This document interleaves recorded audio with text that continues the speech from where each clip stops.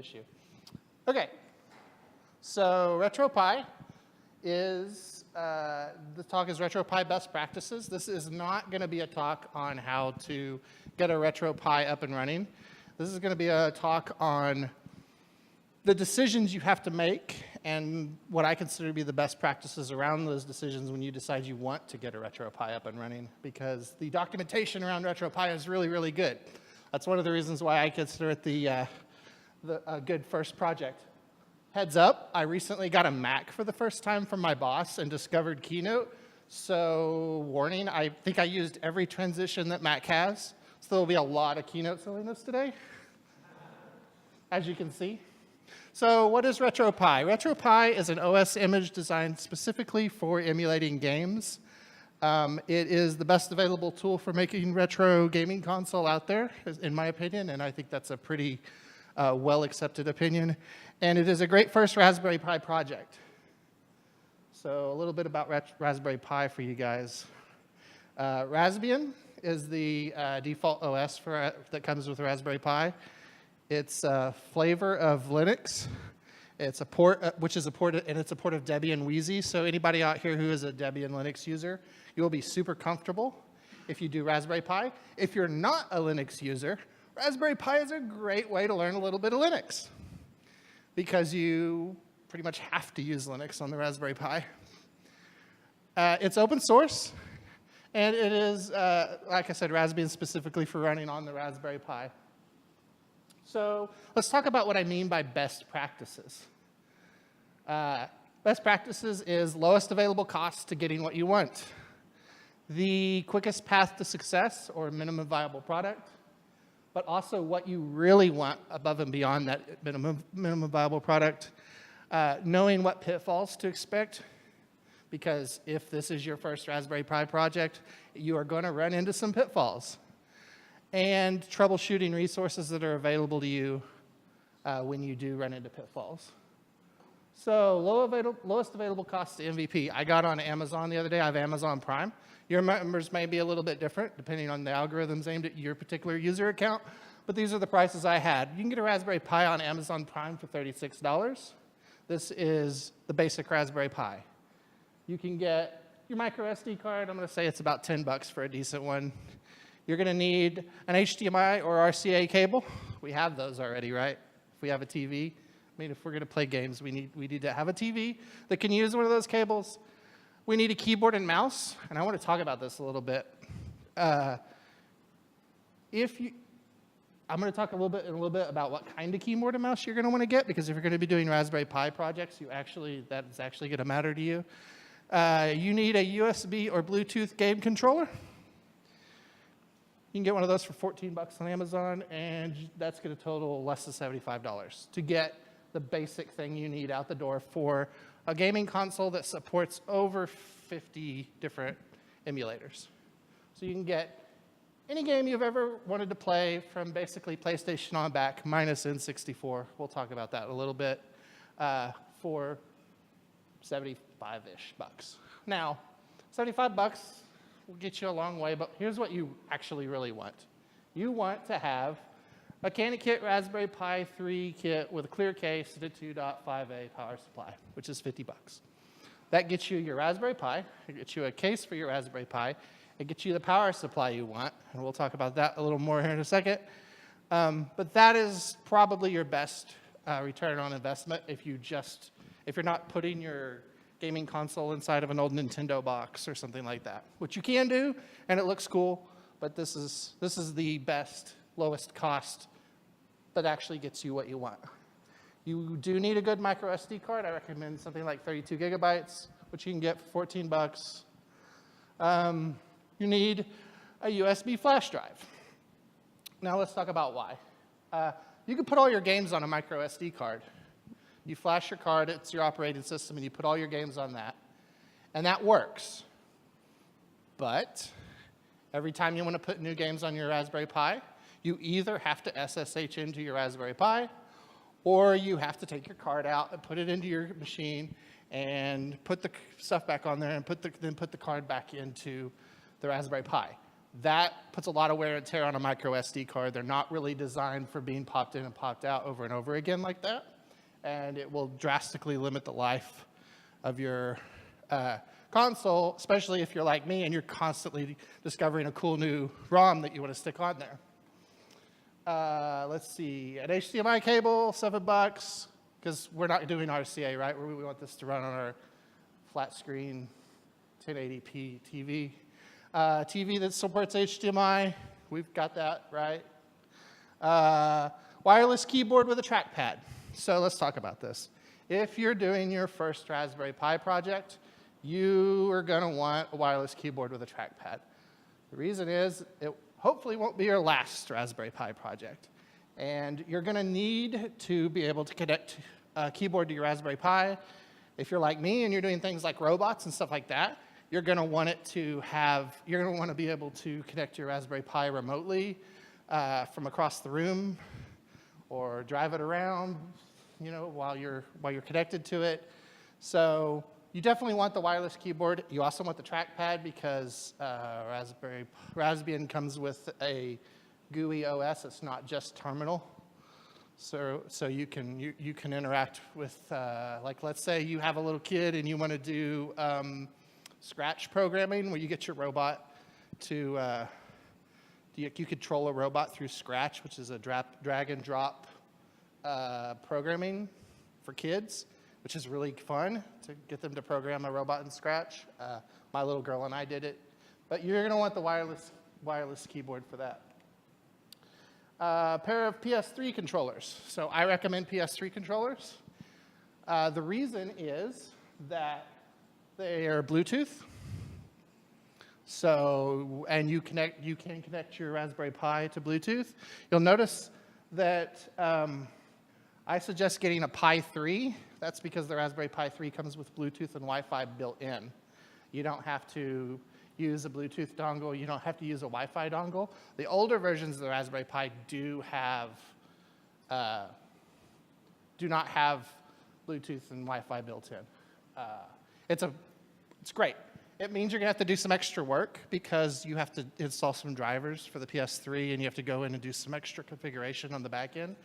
But it's worth it to have the wireless controllers so that I can sit on my recliner across the room from my TV that's mounted on my wall, and I can play Dr. Mario without having to, be 4 feet from my box like I was when I was a kid. And a charging dock for your PS3 controllers. This is really important. You do not want to charge controllers through your Raspberry Pi. It will affect the life of your Pi. It will also affect the quality of your Raspberry Pi your gaming console. The first time I did this, a little backstory, I used a Raspberry Pi 1, and I used a PS3 controller without the Bluetooth charged through the Pi. I could just about get a Game Boy game to play without lagging, and the sound was slow. Charging your controller through the Pi doesn't work. Because it's drawing juice through the Pi, which the Pi needs. And you notice at the top I talk about having a 2.5A power supply. That's the recommended power supply for a Raspberry Pi, according to the documentation on the Raspberry Pi website, without it causing like overclocking issues and limiting the life of your Pi. You can overclock a Pi. They don't recommend it. It drastically lowers the life. But if you're using the 2.5A power supply, you're going to need all that juice for the Raspberry Pi itself. You do not want to be charging a controller through it. Is that what you're doing? Analog's fine because it's not actually a chargeable controller. Right, but if you have a controller that has any kind of battery, you do not want to be pulling it through the Pi itself. It just really hurts the quality. And you can get that for $159. So, and some of these things you're going to get more use out of beyond the life of your console. So so you got the controller or the keyboard and mouse pad, you'll keep using those. HDMI cable, I kind of assume we've already got one of those. That drops your price a little bit. But this is what you really want for the best price you can get, according to what I found on Amazon. So getting to your minimum viable product, what do you need to do to get it up and running? You're going to flash the RetroPie image onto a micro SD card. There's really good documentation on the retropie.org.uk, I think, website. If you Google RetroPie, it'll be the first thing that comes up. They have really good documentation. They have a guide called First Installation Guide that walks you through all the steps for doing that. There's some pitfalls to know about on this. I mean, anyone who's ever done any imaging onto a card knows there are pitfalls when it's your first time. But we'll talk more about that in the pitfall section. You're going to have to configure your controllers, which is not complicated, but it requires, like, you always screw it up the first time you do it. You're going to have to put some ROMs in the correct directories on your micro SD card. That actually matters. If you put NES ROMs in the wrong folder, then they won't show up as games at all in the GUI interface. So you got to make sure you put stuff in the right places. And it actually can be a little bit confusing sometimes, whether it's like, is that like a Sega Mega Drive ROM or like Genesis? How does that all work? So you're going to have to read a little bit of documentation on that stuff. And then play games and have fun. This is the simplest up and running getting to MVP. Now, here's what we want to do to get to what we really want. Once again, we're going to flash the RetroPie image onto our micro SD. We're going to have to configure our controllers, but we have some extra steps. We have to install our PS3 Bluetooth drivers. There's good documentation on the RetroPie website for installing your drivers. We're going to run our scripts to persist our Bluetooth so that the Bluetooth, it'll remember that we can connect. We don't have to. So the first time you connect Bluetooth to the RetroPie, you have to go plug the controller into the Pi, activate the controller, and then when you pull it away, it'll remember the Bluetooth connection. If you run the persistence script, every time you turn the RetroPie on, you can be across the room, and it'll recognize the controller and stay connected. So that works pretty well. So here we go, pitfalls. There are several kinds of pitfalls we need to be aware of. We need to be aware of hardware pitfalls. We need to be aware of imaging the card. We need to be aware of MAME. And we need to be aware of filling up our dot files on our USB, because we are going to be using a USB stick for our games, and I'll talk about why. Oh, well, I did mention why. It was that you don't want to be using a micro SD card. You want to put your games actually on a USB stick. Just pull the USB stick out, put it into your laptop, dump games into the folders, plug it back in, and you're good to go. If you totally wipe out your micro SD card, who cares? Get a new micro SD card, put the operating system back on there, plug it in, stick your USB stick back in, and you got all your games still. So it makes it a lot easier to back up your games. It makes it a lot easier to, if you screw up the Pi itself, you're not losing anything. So pitfalls to hardware. Raspberry Pi 3 versus earlier models. I mentioned this a little bit earlier. Your Raspberry Pi 3 gives you Bluetooth and Wi-Fi out of the box, which is really helpful because the more things you have plugged into your docks, the more juice you're pulling through those USB docks, the more benefit you get out of your power supply. You have improved clock speed and overall performance. That basically means it works on more games better. I've run up through PS1 games on my Raspberry Pi retro gaming console and had them work basically fine. You get a little bit of lag every once in a while on the PS1 games, but anything other than from PS1 on back basically works out of the box. Except for N64. Did I skip? Oh, I accidentally went back, sorry. Okay, the last one thing I want to point out, there's an article comparing the Pi 1 and the Pi 2, and it actually talks about N64 performance as a benchmark for the quality of Pi 2 versus Pi 3. And it uses RetroPie for its benchmarking. And basically says they both suck at N64. the Pi 3 sucks a little bit less. You can almost get Ocarina of Time to be playable on Pi 3. It's basically unplayable on any other Raspberry Pi but the Pi 3 really is a lot better machine than the Pi 2 on back. And at this point in time, if you're buying one and you don't already have one laying around, like you did the first time I did one of these projects, you're really just you're really better off to buy the Raspberry Pi 3. Okay, a couple more pitfalls to hardware. We have controller types. So I mentioned before that you don't want to be charging battery-packed controllers through the Pi itself. It really affects the performance of your system. If you want wireless controllers, then you're going to need to get a charging dock that's independent.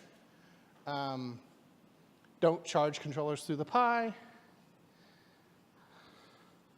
Power cable matters.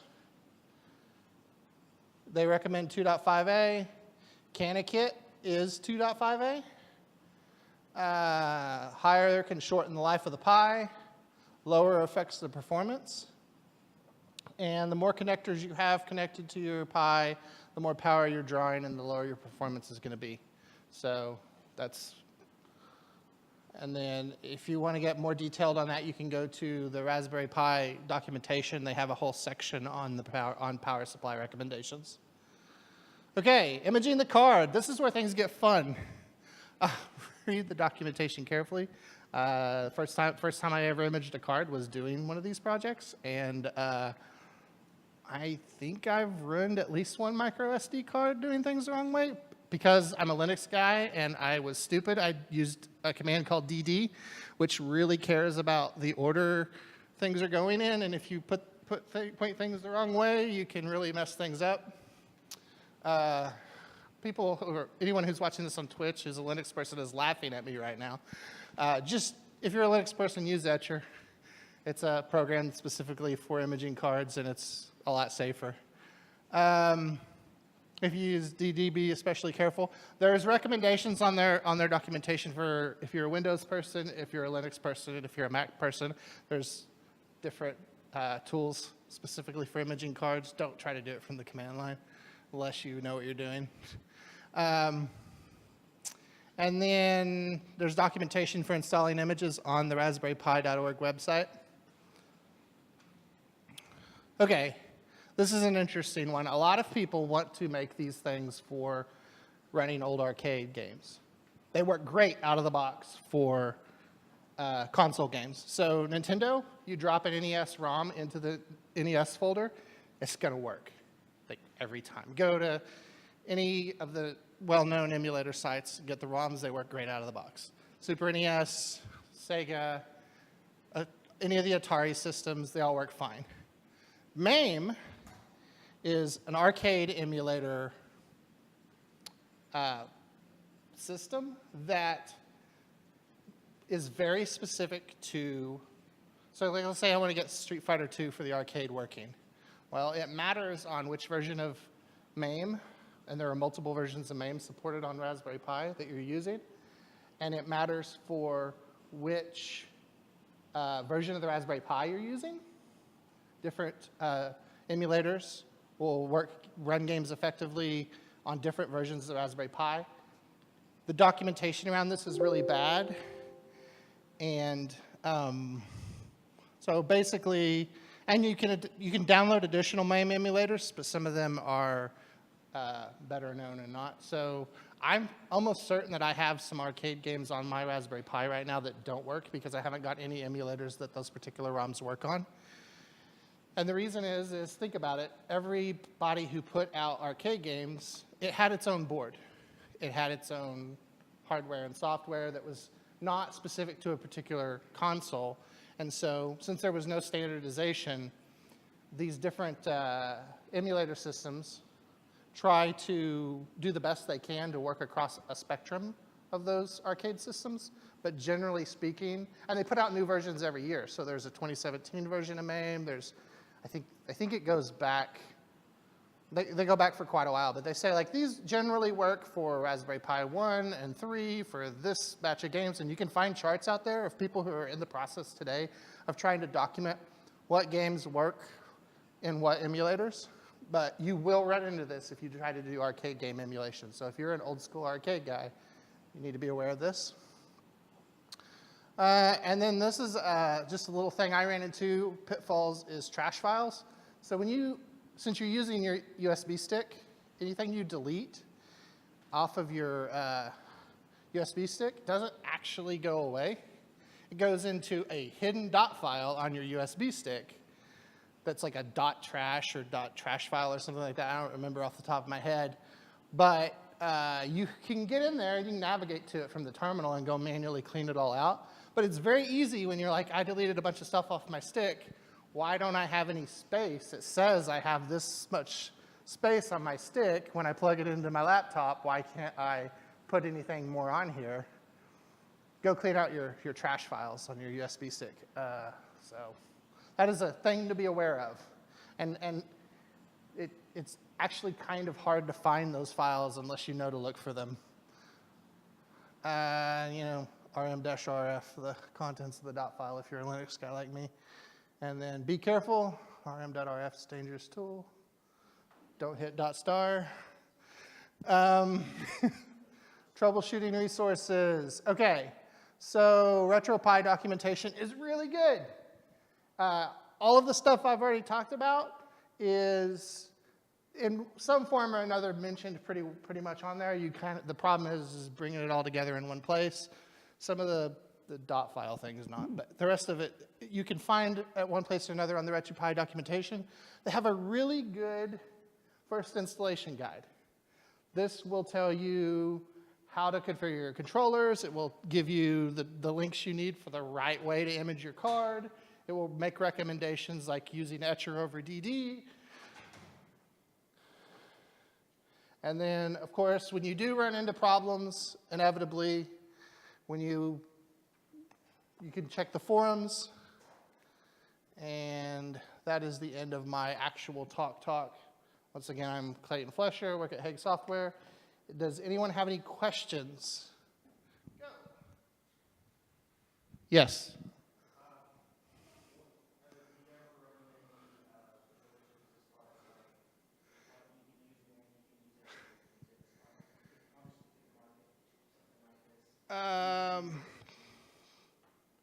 Yes, you can run into legal issues. Yes, can you run into legal issues with ROMs? Yes, I never have, but people can. Use at your own risk. Huh? Don't download them in the open. I guess, yeah, don't, stay with abandonware. You're usually okay. Whatever. Another question? Yes. Took me, the first time doing this, I think it took me from beginning to end, having never done anything with a Raspberry Pi before. I think I got through it in a weekend. That was the getting it up and running with the old version of the Raspberry Pi, and figuring out how to configure all of the controllers and everything, and realizing and that was also troubleshooting the fact that everything was running slow and stuff like that, and me having to go online and figure out why it was all running slow. Once I ordered a Raspberry Pi 3 and did that, it was no time at all to get it up and running again with a Raspberry Pi 3. And also making sure that you're not trying to charge controllers through the Raspberry Pi itself. So I saw a question over here. Yes? Problems with saving my games.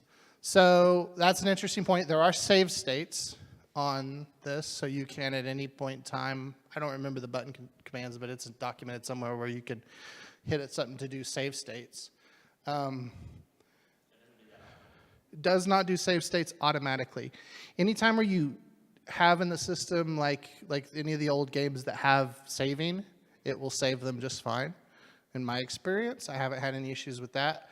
There is a trickiness if you use PS1 era games that are multi-disc.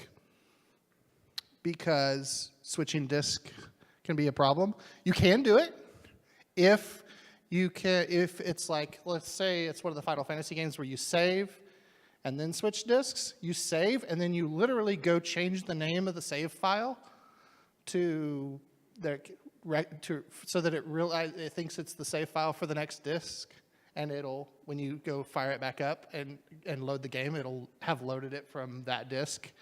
There are also ROMs out there for, I think like Metal Gear Solid's one of those games where you switch disks without turning it off. And apparently there are ROMs out there for treating that whole thing as a single disk. I haven't messed with it, but I've heard that it works. But yeah, saving games I haven't had any specific issues with. Any other questions?